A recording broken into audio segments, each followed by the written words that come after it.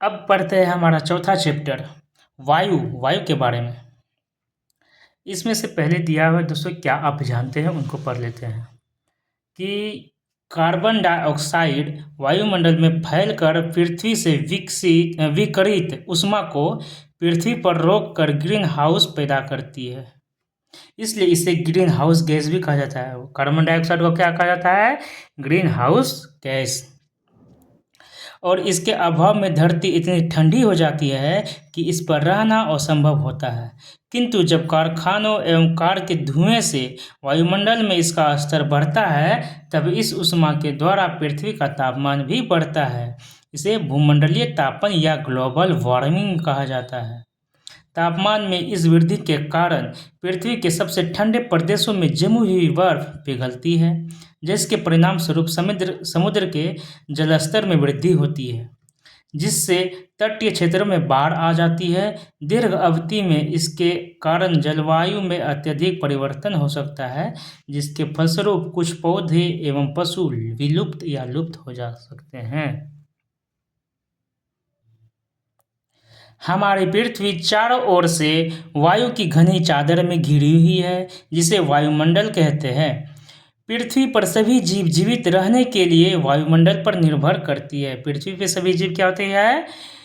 जीवित रहने के लिए वायुमंडल पर निर्भर है। ठीक है, यह हमें सांस लेने के लिए वायु प्रदान करता है एवं सूर्य की किरणों के हानिकारक प्रभाव से हमारी रक्षा करता है। यदि सुरक्षा की यह चादर ना हो तो हम दिन के समय सूर्य की गर्मी से तप्त होकर जल सकते हैं एवं रात के समय ठंड से जम सकते हैं। अतः यह वह वायु राशि है जिसने पृथ्वी के तापमान को रहने योग्य बनाया है। ठीक है, वायुमंडल का संगठन। क्या आप जानते हैं कि जिस वायु का उपयोग हम सांस लेने के लिए करते हैं वास्तव में वह अनेक गैसों का मिश्रण होता है?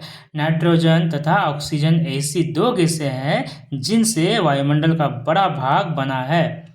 Carbon dioxide, helium, ozone, argon एवं हाइड्रोजन कम मात्रा में पाई जाती है। इन गैसों के अलावा है ना, इन गैसों के अलावा धूल के छोटे छोटे कण भी हवा में मौजूद होते हैं। चित्र 4.1 है ना, 4.1 में है वायु के संघटक। ठीक है, में क्या है, वृत्तारेख दिया गया है जिसमें वायु के विभिन्न संघटकों के प्रतिशत दर्शाए गए हैं। नाइट्रोजन वायु में सर्वाधिक पाई जाने वाली गैस है जो कि 78% पाई जाती है। जब हम सांस लेते हैं तब फेफड़ों में कुछ नाइट्रोजन भी ले जाते हैं और फिर उसे बाहर निकाल देते हैं, परंतु पौधों को अपने जीवन के लिए नाइट्रोजन की आवश्यकता होती है। नाइट्रोजन 78%, ऑक्सीजन 21%, कार्बन डाइऑक्साइड 0.03% पाया जाता है, आर्गन 0.93% पाया जाता है एवं अन्य सभी 0.04% पाया जाता है।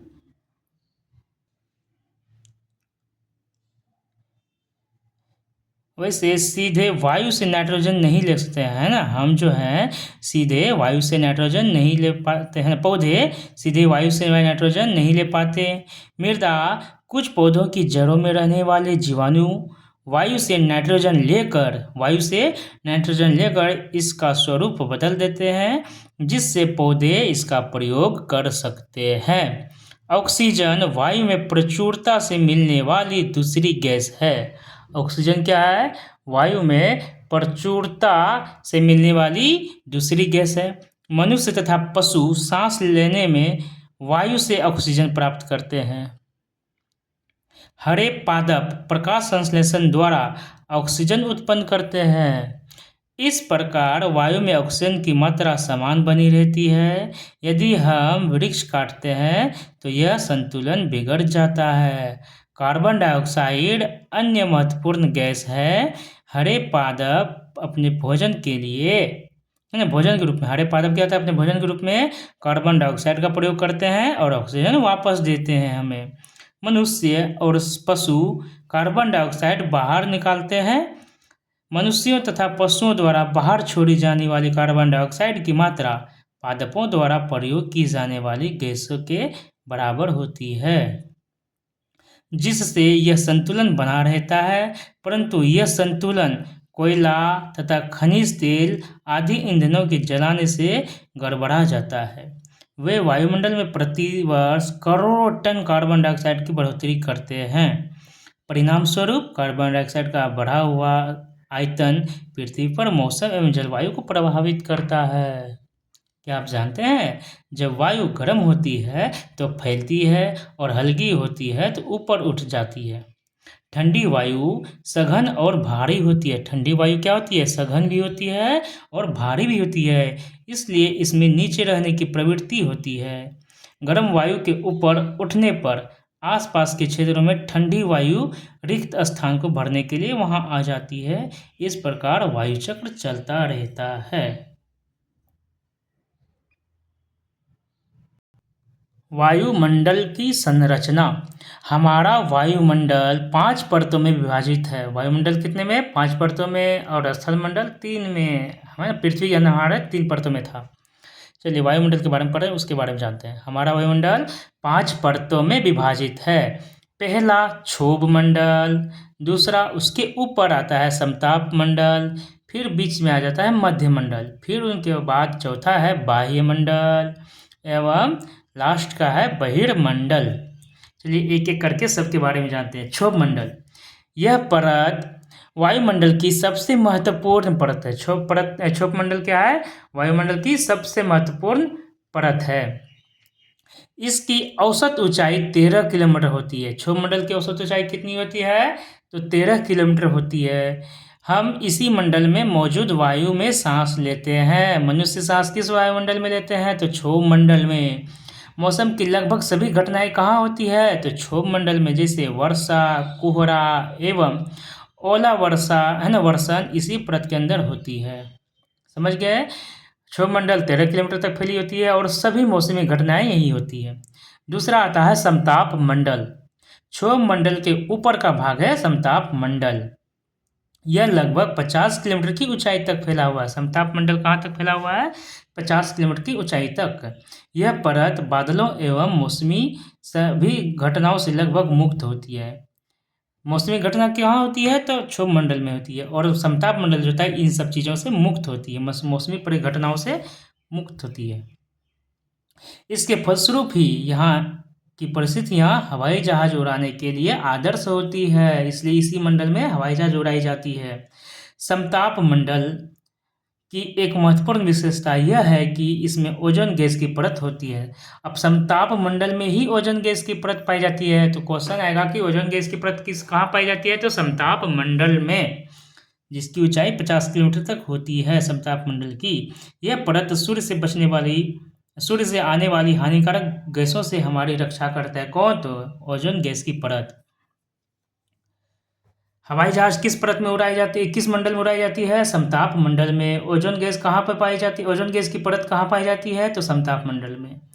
उसके बाद आता है दोस्तों मध्य मंडल।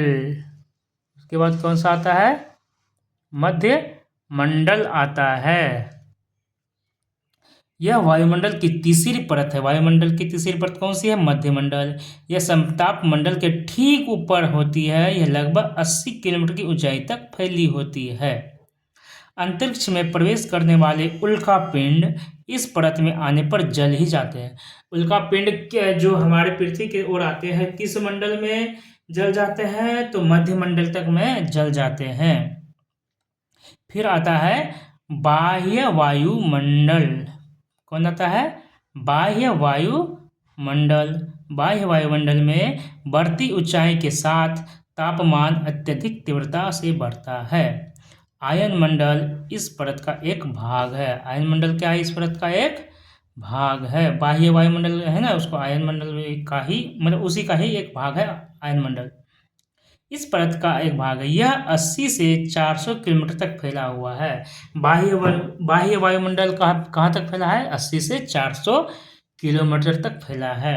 और रेडियो संचार के लिए इस परत का उपयोग होता है। समझ गए दोस्तों, रेडियो संचार के लिए इसी परत का उपयोग होता है। मतलब हमारा जो सैटेलाइट सब भेजा जाता है बाह्य वायुमंडल में, पृथ्वी से, है ना, कब कितनी ऊंचाई है, उसकी 80 से 400 किलोमीटर की रेंज है, पृथ्वी से 4 है ना, 80 से 400 किलोमीटर की रेंज है वायुमंडल की। वहीं से हमारा संचार, रेडियो एटसेट्रा एटसेट्रा है ना, तो उपयोग किया जाता है। वास्तव में पृथ्वी से प्रसारित रेडियो तरंगे इस परत द्वारा पुनः पृथ्वी पर परावर्तित कर दी जाती है। रेडियो तरंगे जो होती है ना, हमारे यहाँ से जाती है बाह्य वायुमंडल में सैटेलाइट के पास, और वहाँ से फिर हमें परावर्तित करके हमारे टीवी में भेजा जाता है, जिसके द्वारा हम टीवी देखते हैं या रेडियो सुनते हैं। बहिर्मंडल, वायुमंडल की सबसे ऊपरी परत को बहिर्मंडल के नाम से जाना जाता है। यह वायु की पतली परत होती है। हल्की गैस से जैसे हीलियम एवं हाइड्रोजन यहीं से अंतरिक्ष में तैरती रहती है। यह 400 किलोमीटर से ऊपर की परत होती है। चलिए मौसम एवं जलवायु के बारे में जानते हैं। क्या आज वर्षा होगी? क्या आज दिन साफ होगा और धूप निकलेगी? कितनी ही बार हमने क्रिकेट प्रेमियों के मुंह से एक दूसरे मैच के भविष्य पर अनुमान लगाते हुए देखा या सुना होगा।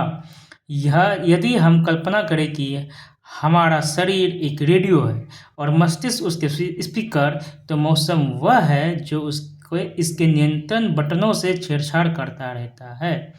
मौसम वायुमंडल की प्रत्येक घंटे तथा दिन प्रतिदिन की स्थिति होती है। आर्द्र एवं गर्म मौसम किसी को भी चिड़चिड़ा बना सकता है। अच्छा हवादार मौसम हमें आनंद देता है और हम घूमने की योजना भी बना सकते हैं। मौसम नाटकीय रूप से दिन प्रतिदिन बदलता रहता है, किंतु दीर्घकाल में किसी स्थान का औसत मौसम उस स्थान की जलवायु बताता है। सुनिए क्या बात है यहाँ पर, एक इम्पोर्टेंट बात है कि अच्छा या हवादार मौसम हमें आनंद देता है और हम घूमने की योजना भी बना सकते हैं, लेकिन मौसम नाटकीय रूप से दिन प्रतिदिन बदलता रहता है। मौसम का जो रोज रोज बढ़ते है ना, बदलता रहता है मौसम मिजाज, किंतु दीर्घकाल में यही किसी स्थान का औसत मौसम उस स्थान की जलवायु ही बता देती है। क्या अब आप समझ गए कि हम मौसम का दैनिक पूर्वानुमान क्यों करते हैं? चलिए क्या आप जानते हैं कि यह जानकर आपको आश्चर्य होगा कि पृथ्वी सूर्य की ऊर्जा के कितना इकाई, दहाई, सैकड़ा, हजार, 10,000, लाख, 10 लाख, करोड़, 10 करोड़ यानी कि 20 करोड़ भाग का केवल एक भाग ही प्राप्त करती है, यानी कि 2 अरबवां भाग ही प्राप्त करती है। पृथ्वी सूर्य की ऊर्जा का 2 अरबवां भाग ही प्राप्त करती है। तापमान, अब आगे पढ़ते हैं हम तापमान के बारे में। आप प्रतिदिन जिस तापमान का अनुभव करते हैं वह वायुमंडल का तापमान होता है। वायु में मौजूद ताप एवं शीतलता के परिणाम को तापमान कहते हैं। वायु में जो मौजूद ताप एवं शीतलता होती है उन्हीं के परिणाम को तापमान कहते हैं। वायुमंडल का तापमान केवल दिन और रात में ही नहीं बदलता, बल्कि ऋतुओं के अनुसार भी बदलता है। शीत ऋतु की अपेक्षा ग्रीष्म ऋतु ज़्यादा गर्म होती है। आयतन एक महत्वपूर्ण कारक है। आयतन क्या है? एक महत्वपूर्ण कारक है जो तापमान के वितरण को प्रभावित करता है। सूर्य से आने वाली वह ऊर्जा जिसे पृथ्वी रोक लेती है, आयतन नहीं, आतपन है दोस्तों, है ना। सूर्य से आने वाली वह ऊर्जा जिसे पृथ्वी रोक लेती है आतपन कहलाती है। सूर्य से जो आने वाली ऊर्जा आती है उसे पृथ्वी रोक लेती है, नीचे आया हम रोक लिए, उसी को कहा जाता है आतपन। आतपन यानी कि सूर्यातप बोलते हैं उसको। इस आतपन की मात्रा भूमध्य रेखा से ध्रुवों की ओर घटती है। भूमध्य रेखा जहाँ है हमारा, जैसे गोल पृथ्वी है, बीच में भूमध्य रेखा था है, उस वो जो होता है ऊपर और नीचे ध्रुव पाए जाते हैं। वहाँ जो जाएंगे आतपन घटती जाती है, उसका टेम्परेचर घटता जाता है। अब आप समझ गए होंगे कि ध्रुव बर्फ से क्यों ढके हुए हैं। यदि पृथ्वी का तापमान अत्यधिक बढ़ जाता है तो यह इतनी गर्म हो जाएगी कि यहाँ कुछ फसलें नहीं उग सकेंगी। गांवों की अपेक्षा नगरों का तापमान बहुत अधिक होता है। दिन के समय में एसाफेल्ड से बनी सड़कें एवं धातु और कंक्रीट से बने भवन गर्म हो जाते हैं। रात के समय यह ऊष्मा मुक्त हो जाती है। नगर के भीड़ वाले ऊंचे भवन गर्म वायु को रोक लेते हैं, जिससे नगरों का तापमान बढ़ जाता है। क्या आप जानते हैं तापमान को मापने की मानक इकाई डिग्री सेल्सियस है। तापमान की मापने की मानक इकाई क्या है? Degree Celsius. इसका आविष्कार एंडर्स सेल्सियस ने की थी। डिग्री सेल्सियस का आविष्कार किसने किया था? तो एंडर्स सेल्सियस ने किया था। सेल्सियस पैमाने पर जल 0 डिग्री सेल्सियस पर जमता है और 100 डिग्री सेल्सियस पर उबलता है। एक और मुख्य बातें हैं दोस्तों कि आप जानते हैं कि चांद पर वायु नहीं है। चांद पर क्या नहीं है? वायु नहीं है। अतएव वहाँ वायुदाब भी नहीं है। इसके कारण वहाँ पर वायुदाब भी नहीं है। अंतरिक्ष यात्री जब चांद पर जाते हैं तो वे विशेष रूप से सुरक्षित हवा से भरी हुई अंतरिक्ष पोशाक पहनते हैं। यदि वे इस अंतरिक्ष पोशाक को न पहने तो अंतरिक्ष यात्रियों के शरीर द्वारा विपरीत बल लगने के कारण उनकी रक्त शिराएं फट सकती है, जिससे अंतरिक्ष यात्री रक्तस्रावित हो सकते हैं। एक और है मुख्य बात है कि पवन का नाम उसके आने की दिशा के आधार पर निर्धारित होता है। पवन का नाम वो किस दिशा से आती है उस पर निर्धारित होता है। उदाहरण के लिए पश्चिम से आने वाली पवन को पश्चिमी पवन कहते हैं या हमारे गांव समाज में पछुआ हवा कहते हैं। वायु दाब। यह जानकर आपको आश्चर्य होगा कि वायु हमारे शरीर पर उच्च दाब के साथ बल लगाती है, किंतु हम इसका अनुभव नहीं करते हैं। यह इसलिए होता है क्योंकि वायु का दाब हमारे ऊपर सभी दिशाओं से लगता है और हमारा शरीर विपरीत बल लगाता है। पृथ्वी की सतह पर वायु के भार द्वारा लगाया गया दाब, पृथ्वी की सतह पर जो वायु के द्वारा जो लगाया गया दाब है वायुदाब कहलाता है। वायुमंडल में ऊपर की ओर जाने पर दाब तेजी से गिरने लगता है। जिससे हम वायुमंडल में ऊपर की ओर बढ़ेंगे ना पहाड़ों से पर, तो वायुदाब घट जाता है या गिरने लगता है। समुद्र स्तर पर वायुदाब सर्वाधिक होता है और हम समुद्र के तल पर जो रहेंगे वहाँ पर वायुदाब सबसे अधिक होता है और ऊंचाई पर जाने पर यह घटता जाता है।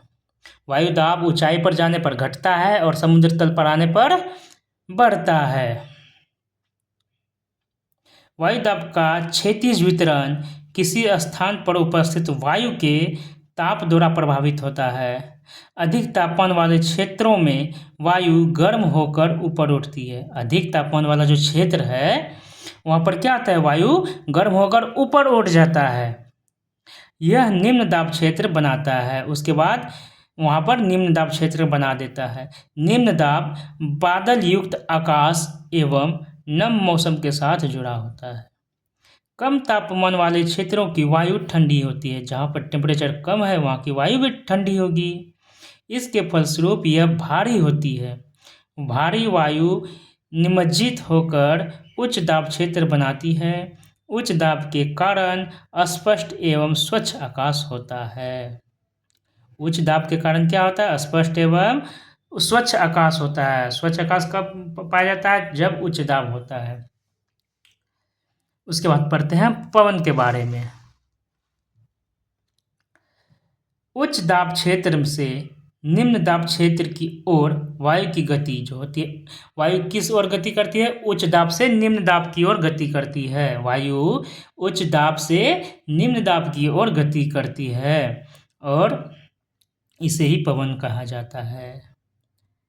आप पवन को काम करते देख सकते हैं। जब यह सड़क पर गिरी पत्तियों को उड़ाती है अथवा तूफान के समय पेड़ों को उखाड़ देती है ना? यही तो काम करता है पवन।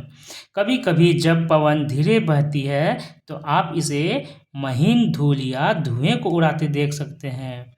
जब पवन धीरे धीरे बहती है तो धूल या धुएं को उड़ाती है। कभी कभी पवन इतनी तेज होती है कि इसके विपरीत दिशा में चलना कठिन हो जाता है। आपने अवश्य अनुभव किया होगा कि तेज पवन में छाता लेकर चलना आसान नहीं है। 3 अन्य उदाहरण सोचिए जब तेज पवन के कारण आपके लिए समस्या उत्पन्न हुई हो। पवन को मुख्यतः 3 प्रकारों में विभाजित किया जाता है।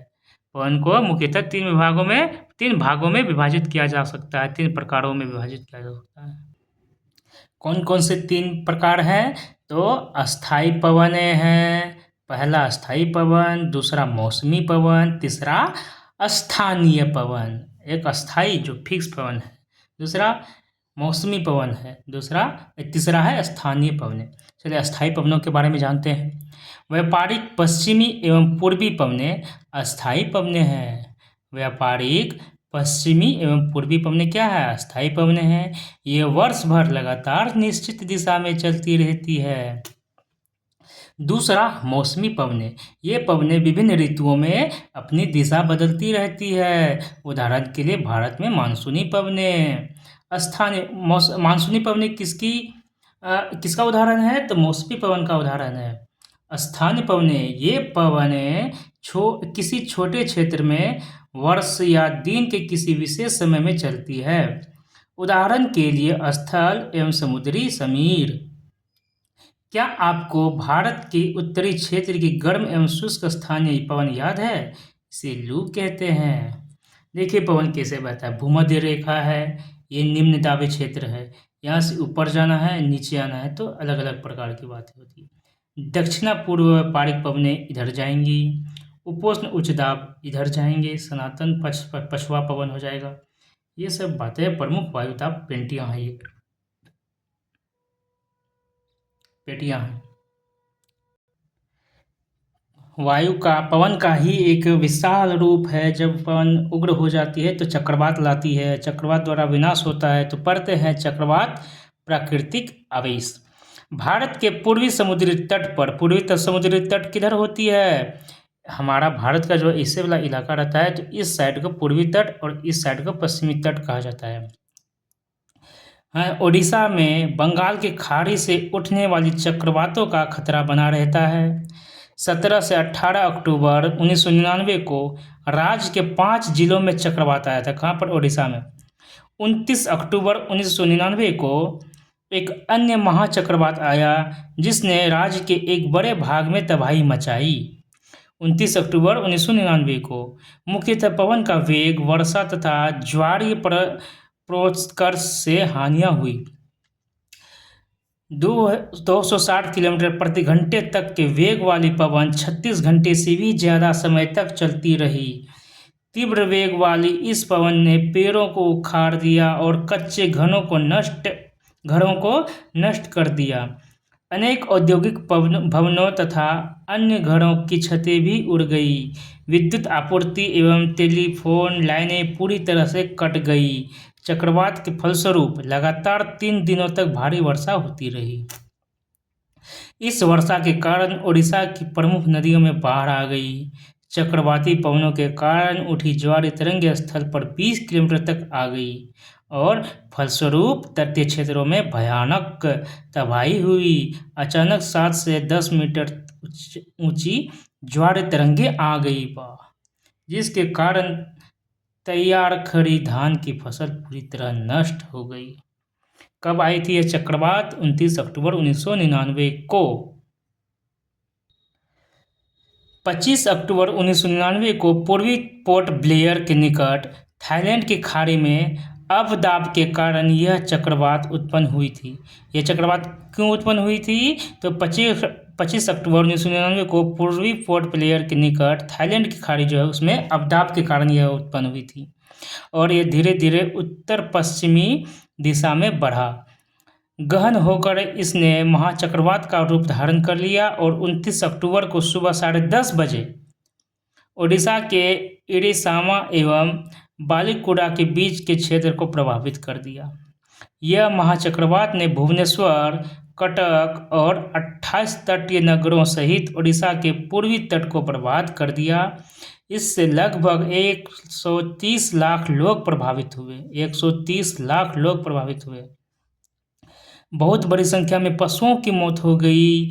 धान, सब्जियां एवं फलों की खड़ी फसलों की भारी नुकसान हुआ।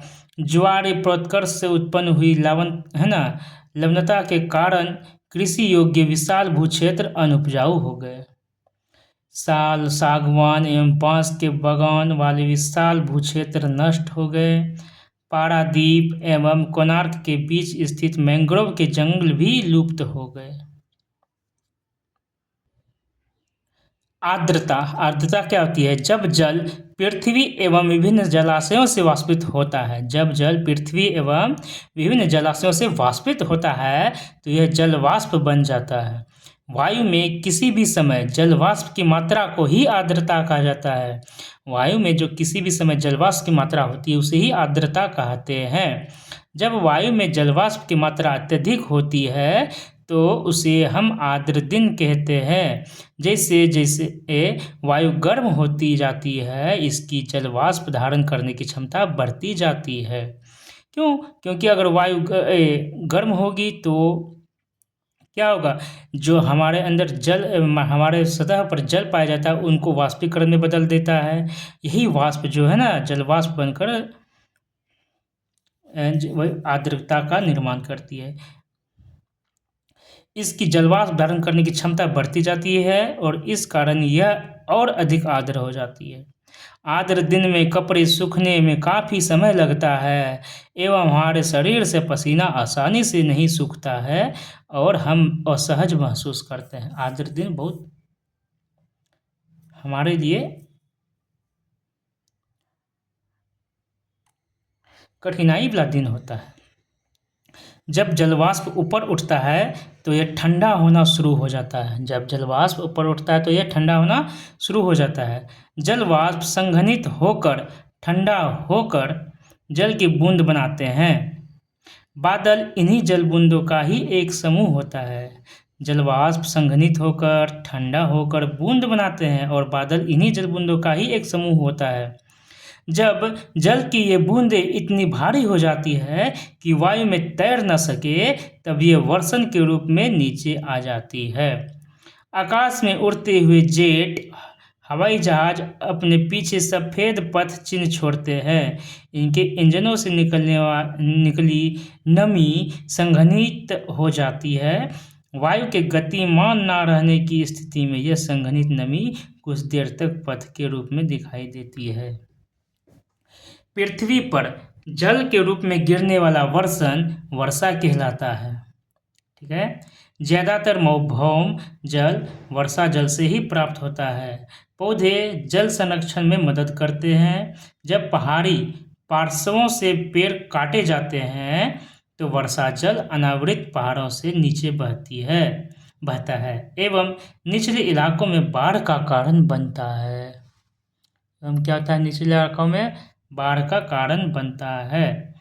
क्रियाविधि आधार पर वर्षा के 3 प्रकार होते हैं। एक होती है संवहनी वर्षा, दूसरी होती है पर्वतीय वर्षा, तीसरी होती है चक्रवाती वर्षा।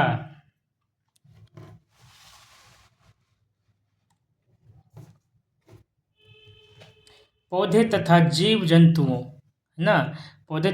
जंतुओं के जीवित रहने के लिए वर्षा बहुत महत्वपूर्ण है।